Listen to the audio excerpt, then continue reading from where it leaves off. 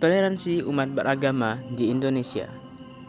Toleransi umat beragama berarti suatu sikap saling menghargai atas keyakinan yang dimiliki oleh orang lain. Di Indonesia, toleransi antara umat beragama diwujudkan dalam bentuk kerukunan antara umat beragama. Kerukunan antara umat beragama sudah seharusnya dijaga karena pada dasarnya semua manusia itu adalah saudara. Oleh karena itu, saling hormat menghormati dan menjaga adalah kewajiban satu sama lain. Jika antara umat beragama tidak saling hormat menghormati dalam melaksanakan ibadah, maka menimbulkan kekacauan dalam hidup bermasyarakat. Dan kondisi yang demikian tidak dibenarkan oleh agama manapun. Agama tidak mengajarkan konflik maupun kekerasan.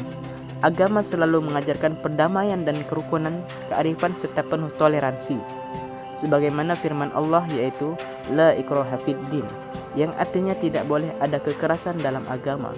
Sehingga jika ada sekelompok orang melakukan kekerasan, itu tidak sedang melakukan perintah agama.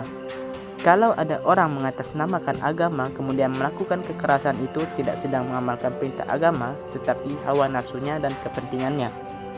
Salah satu konsekuensi keberagaman adalah melahirkan konflik. Sebagaimana yang terjadi beberapa tahun terakhir, kehidupan beragama terusik dengan adanya peristiwa ujaran kebencian antara umat beragama, perusakan tempat ibadah, hingga sampai pada kekerasan umat beragama. Kekerasan secara verbal, apalagi secara fisik, dapat melunturkan semangat persaudaraan dan persatuan. Terjadi krisis toleransi, rasa hormat menghormati, dan kesediaan untuk menerima perbedaan. Hal ini sekaligus mengindikasikan bahwa intoleransi dan diskriminasi sedang menjangkit di umat beragama.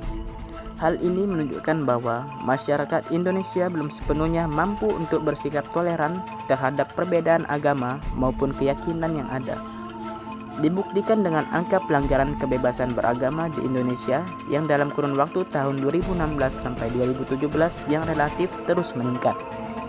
Wilayah yang masuk dalam peringkat tertinggi pelanggaran kebebasan beragama dan berkeyakinan (KBB) di tahun 2020 antara lain Jawa Barat, Jawa Timur, Aceh, DKI Jakarta, dan Jawa Tengah. Halili Hasan, yaitu Direktur Riset Setara Institute, mengungkapkan bahwa Provinsi Jawa Barat merupakan provinsi yang paling tinggi jumlah kasusnya. Hal ini setara dengan jumlah kumulatif kasus 19 provinsi lainnya. Dengan melihat hasil riset di atas, hal ini cukup mengejutkan dan dapat disimpulkan bahwa toleransi di Indonesia belum sepenuhnya diimplementasikan dalam kehidupan sehari-hari, sehingga keinginan untuk hidup berdampingan dalam keanekaragaman secara damai belum terwujud, terutama pada kehidupan beragama dan berkeyakinan. Oleh sebab itu, pentingnya memelihara kembali toleransi dalam kehidupan masyarakat agar kondisi seperti ini tidak semakin memburuk di kemudian hari. Perlu menanamkan praktik-praktik baik untuk menghargai kebebasan beragama dan berkeyakinan di Indonesia. Hal ini sesuai dengan hasil penelitian White Institute tentang praktik-praktik baik, bahwa baik yang telah dilakukan dapat mendorong dan menginspirasi orang lain untuk lebih menghormati hak beragama dan berkeyakinan. Mengabaikan urusan agama, sebab dalam Pancasila terkandung nilai religius yang memberikan hak kepada setiap warga negara untuk memeluk agama sesuai keyakinan. Oleh karena itu, keberagaman agama ini harus dikelola dengan baik supaya tidak terjadi saling benturan antara umat beragama.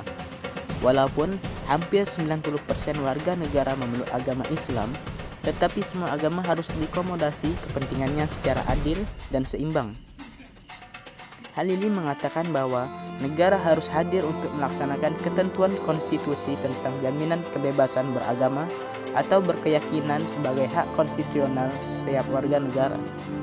Tidak hanya itu, negara juga harus melindungi segenap bangsa dan seluruh tumpah darahnya, termasuk segenap bangsa dengan agama atau keyakinan minoritas, untuk memeluk agama atau keyakinan serta beribadah menurut agama dan kepercayaannya itu. Berikut merupakan sikap saling toleransi agama agar terjalinnya kehidupan sosial antara agama. Menghormati hak dan kewajiban umat agama lain. Berteman dengan teman-teman tanpa membeda-bedakan agama dan kepercayaannya. Tidak menghalangi umat agama lain yang sedang beribadah. Tidak memaksakan ajaran dan kepercayaan agama kita kepada orang lain yang lain agamanya. Menghargai hari besar umat agama lain. Menumbuhkan kerukunan dan perdamaian antara umat beragama, menghormati muslim yang berpuasa dengan tidak makan atau minum di depannya, tidak mengolok-olok ajaran agama lain, membantu sesama masyarakat tanpa melihat latar belakang agamanya, tidak mencampur adukkan akidah dalam beribadah antar masyarakat yang berbeda agama dengan embel-embel toleransi, tidak mempersekusi umat agama lain yang hendak beribadah. Nah, begitulah penjelasan mengenai beragama yang ada di Injil.